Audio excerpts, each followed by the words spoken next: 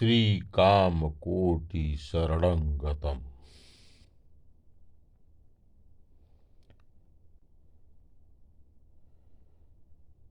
दुर्गा सप्तशती।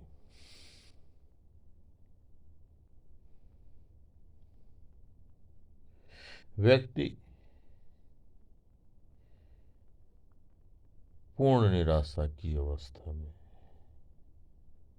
अपनी सफलता के चरमोत्कर्ष पर पहुंचा हुआ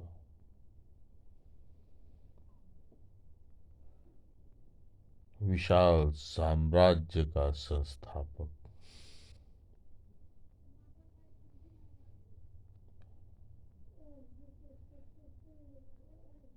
विमुख होता है अपने राज्य से।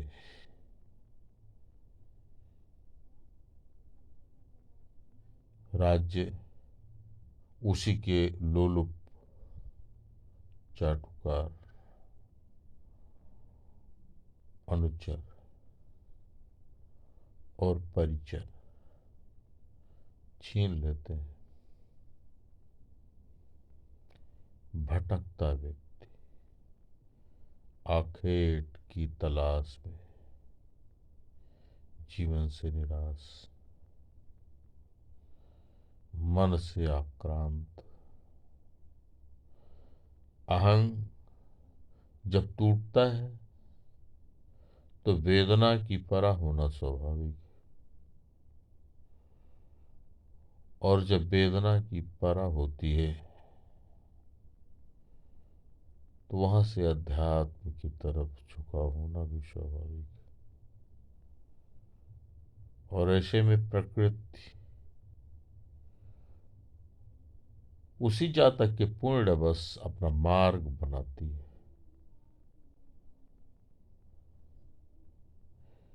ये लोभ और रजोगुण का दुष्परिणाम है।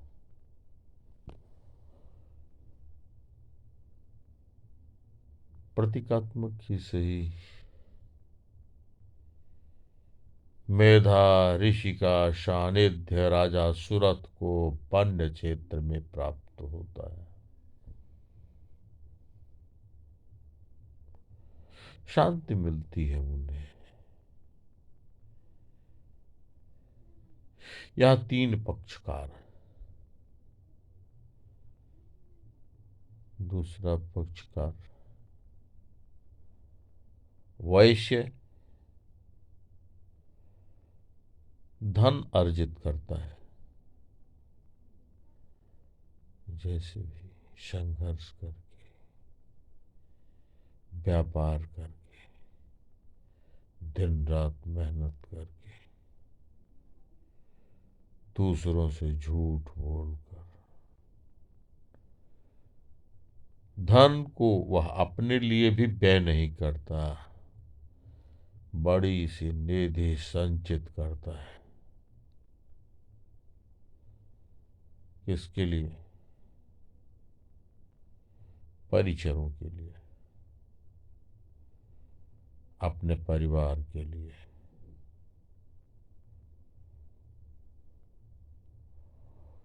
और उसे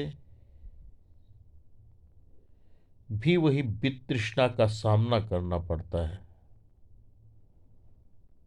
उसके ही परिजन, उसके ही परिजन, उसके ही लोग उसे निकाल देते हैं।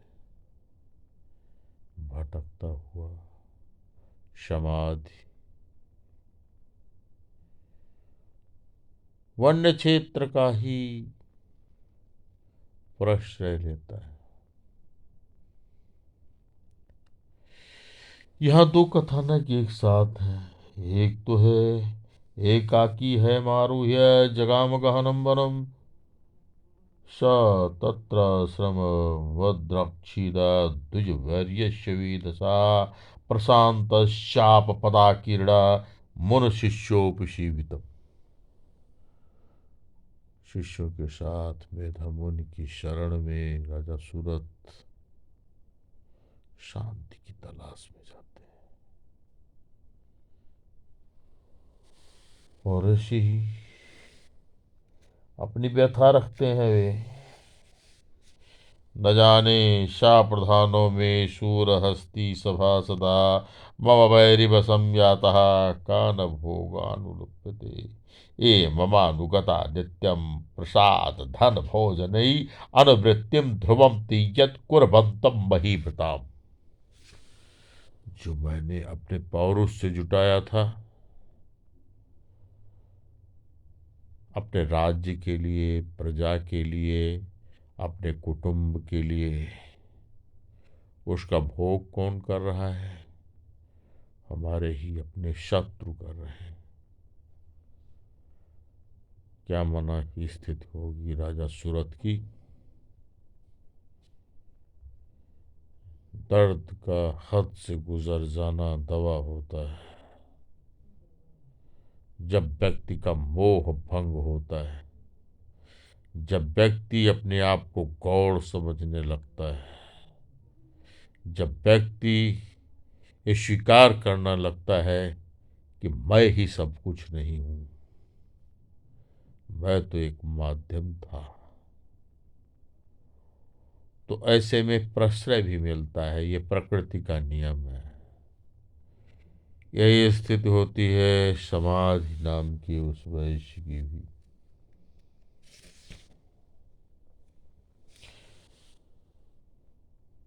समाधि नाम का यह वैश्य भी जाता है सूरत के पास, निराश, असहाय। परिवार का मोह भी है, परिवार से मोह भंग भी हो गया है। परिवार के मोह में और परिवार के मोह के भंग की अवस्था में मेधा का शरण लेता है। मेधा यहाँ ऋषि है। इसे हम आध्यात्मिक जीवन में और अर्थों में भी ले सकते हैं। प्रत्येक व्यक्ति के अंदर सूरत है, प्रत्येक व्यक्ति के अंदर समाधि है, और प्रत्येक व्यक्ति जब चिंतन की पराकाष्ठा में आ जाता है तो उसके अंदर प्रखर मेधा भी है। कहता है समाधिर्नाम वैश्यासौ अहम उत्पन्ना धनिनाम कुले पुत्रदारैर्निरैतस्य धन लोभाद साधु। मेरी ही पत्नी, मेरे ही पुत्र, मेरे ही घर के लोग किसके लिए हमें त्याग दिए? अरे वही संपत्ति जिसे मैंने दूसरों से किसी भी रूप में अर्जित किया था, सात्विक रूप में भी, बेईमानी करके भी, अधिक मूल्य लेकर भी, वही संपत्ति जो अपने परिजनों के लिए एकत्रित किया था, उसी संपत्ति को हजम कर गए उसके परिजन। और क्या हुआ फिर उसके साथ? चलो तुमने इकट्ठा कर लिया,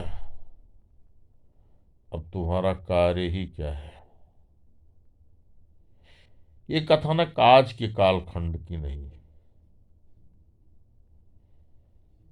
संभवतः त्रेता युग के पूर्वार्ध में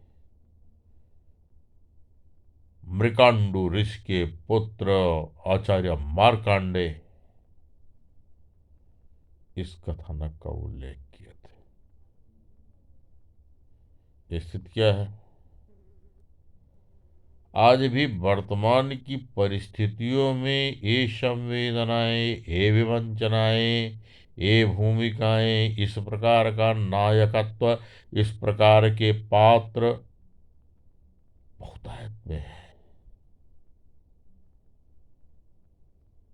बहुत सारे सूरत जब मेधा के शरण में नहीं जाते तो वृद्धाश्रम में जाना पड़ता है। बहुत सारे समाधि जब मेधा की शरण में नहीं जाते तो उन्हें स्वयं युद्ध करके भिक्षाटन में ना जाना पड़ता है। बहुत सारे लोग स्वयं से टूटते हुए आत्महत्याओं की फहरिस्त लगा देते हैं। आज अगर हम यूएस को देखें, आज हम विकसित देशों को देखें, तो इन्हीं सूरत और समाधि की अवस्था में वहां का हर 10वां व्यक्ति मनोरोगी हो गया है। अपने भारत में महानगरीय जीवन को देखें, इसी प्रकार के सूरत और समाधि मानसिक रूप से अपंग हो रहे हैं। कारण भाई मेधा तो अब रहा नहीं। मेधा के पास जाने के लिए उनको फुर्सत कहाँ, मेधा के लिए उनको चिंतन करने की फुर्सत कहाँ, वन्य क्षेत्र माने एकांत में रहने की फुर्सत कहाँ। तो आज तो मेधा बहुत है, समाधि भी आज तो मेधा बहुत कम है। सूरत है, समाधि है, और सूरत और समाधि के जो अभिशाप को झेल रहे थे, ज्यों क्यों त्यों झेलते हुए कुंभी पाक में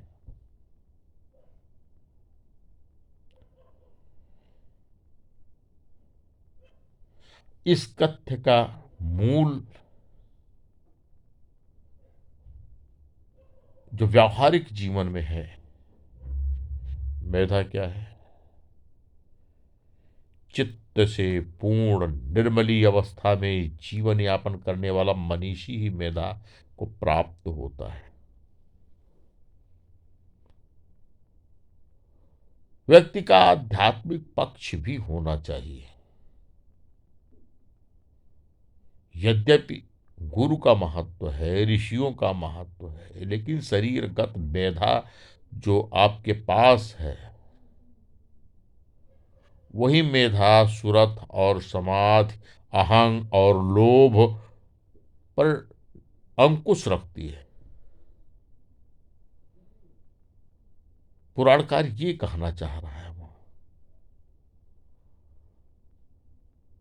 जब मेधा की शरण में अहंग जाता है, जब मेधा की शरण में लोभ जाता है, तो मेधा मंथन करता है, उपदेश देता है, आपको अपने ही आत्मा से आवाज मिलती है।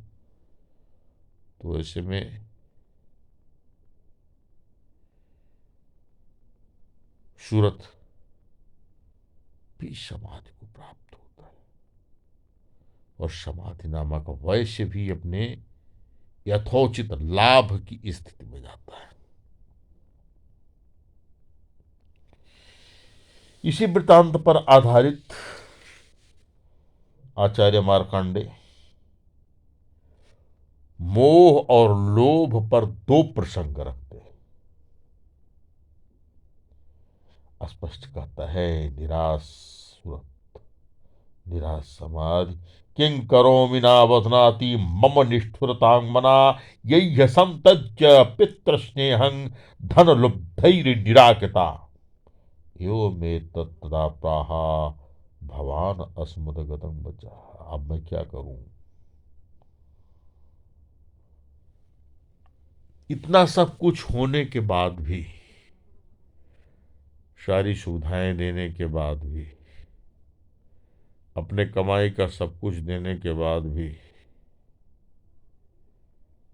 जो परिवार हैं वे मेधा वो समाधि को समझ नहीं पाते, उसका तिरस्कार होता है। उपभोग तो वही करते हैं, लेकिन उनको तिरस्कृत कर देते हैं। यहाँ तिरस्कृत करने के लिए दोनों बातें हैं। भावनात्मक रूप से तिरस्कृत करते हैं, आर्थिक रूप से तिरस्कृत करते हैं, और अब तो इधर तो मेधा है ही नहीं, इसलिए तिरस्कृत करने के अतिरिक्त उसको समाप्त भी कर देते हैं। ऐसी भी घटनाएं आती, केवल मेधा का अभाव। तो व्यक्ति घुटता है, उसी घुटन में दोनों जकड़े हैं। वो एक लोभ में जकड़ा है, दूसरा अहंग में जकड़ा है। अब ये जो भूमिका है दुर्गा सप्तशती की, मेधा, सुरथ और समाधि, इसी भूमिका पर ग्रंथकार ने इतने बड़े मंत्रात्मक ग्रंथ की रचना की। अभी प्रथम अध्याय में ही इसी को सिद्ध करने के लिए विष्णु का कथानक प्रस्तुत करता है। विष्णु कौन? जो विकुंठ अवस्था में रहता हो वही विष्णु है। और महामाया के प्रभाव से योग निद्रा में गया विष्णु दो चीजों से पीड़ित होता है, यही मधु और काटप, अहंग और लोभ, मोह। विष्णु को अहंग होता है उसके कान की मैल से, माने कान श्रवण इंद्रिय है, उसी से उन्हें अहंग, उसी से उन्हें लोभ होता है। किसके लिए? वो पूरे सृष्टि की रचना करना चाहते हैं, उनके नाभि से कमल निकलता है और उनको ये अहंग होता है कि मैंने सृष्टि के कर्ता ब्रह्मा की रचना कर दी। उनको ये लोभ और मोह होता है कि ये ब्रह्मा हमारे द्वारा ही उत्पन्न किए सृष्टि के हमारे पुत्र हैं।